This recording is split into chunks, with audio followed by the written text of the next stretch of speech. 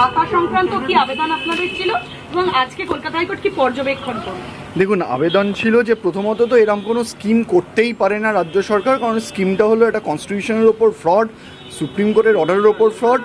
আর আমাদের আরেকটা দাবি ছিল, যদি কাউকে ভাতা দিতে হয় যারা আনএমপ্লয়েড রাজ্যে, প্রত্যেকজন যারা আনএমপ্লয়েড, সেটা এসএসসি হোক, পিএসসি হোক, প্রাইমারি হোক, সবাইকে এই ভাতা দিতে হবে। এবং আজকে কার্যত সেরকমই একটি পর্যবেক্ষণ কোর্ট করেন যে আর কত এরম কোনো স্কিম আছে কি না যারা সবাই আনএমপ্লয়েড তাদের জন্য, এবং এটাও পর্যবেক্ষণ করে যে এটা তো পাবলিক মানি, এটা কীরমভাবে দেওয়া হচ্ছে এবং যাদের দেওয়া হচ্ছে তাদের চাকরি ফ্রড হিসেবে সুপ্রিম কোর্ট যেখানে বাতিল করে দিয়েছে, কিভাবে কোন আইনের ভিত্তিতে এই ভাতা দেওয়া হচ্ছে, তাহলে সমস্ত আনএমপ্লয়েড যেন তারা কেন এই ভাতা পাচ্ছে না।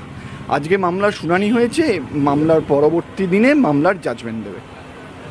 বিচারপতি একটা জায়গায় পর্যবেক্ষণ করেছেন যে কিভাবে এই টাকা দেওয়া হচ্ছে এবং যারা বেনিফিশিয়ারি তারা কোন কর্মের বিনিময়ে এই টাকা পাচ্ছেন।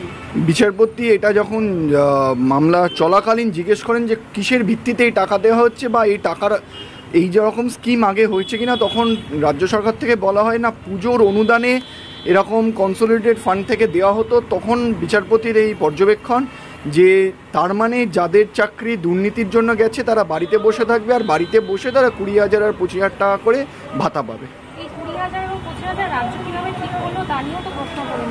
বলেছে কিসের ভিত্তিতে গ্রুপ সিকে 25,000, 20,000, এটা 30,000ই বা না কেন? তখন তার উত্তরে আমরা বলি এটা হয়তো হতে পারে, এটা বেসিক স্যালারির ভিত্তিতে এটা ঠিক করা হয়েছে। বলেছেন যে তাদের থেকে কি কি সুবিধা বা পরিষেবা পাওয়া যায়,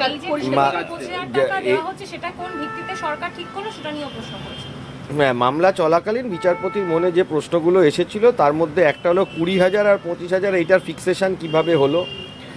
দ্বিতীয় যেটা বিচারপতি জানতে চেয়েছিলেন স্টেটের কাছে, সেইটা হলো যে অ্যাডভোকেট জেনারেলের কাছে, যে মূলত এই যে টাকাটা দেওয়া হচ্ছে এটা কি যারা আনএমপ্লয়েড তাদের জন্য কি স্কিম আছে? কারণ এটা তো বেসিক্যালি যাদেরকে টার্মিনেট করে দেওয়া হয়েছে বা যারা টেন্টেড তাদের দিকে চলে যাচ্ছে।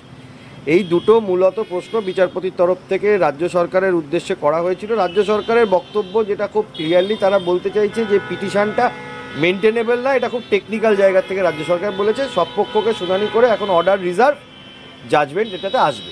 বেকার ভাতা রাজ্য সরকার চালায় কিনা প্রশ্ন করেছিল। বেকার ভাতা নয়, যেটা জানতে চেয়েছেন বিচারপতি যে যারা বেকার, যেটা আমাদের মূল পিটিশনের যেটা বক্তব্য, এখানে 22 লক্ষ পরীক্ষার্থী আছে, তারাই বা কেন ভাতা পাবে না? যারা বেকার বা যারা ধরুন আরও পরীক্ষার যেগুলো হয়েছে যেখানে যারা চাকরি পায়নি, বিভিন্ন ক্ষেত্রে এই ঘটনা ঘটে, প্রচুর লোক চাকরি পায় না, তো তারা কেন বঞ্চিত হবে?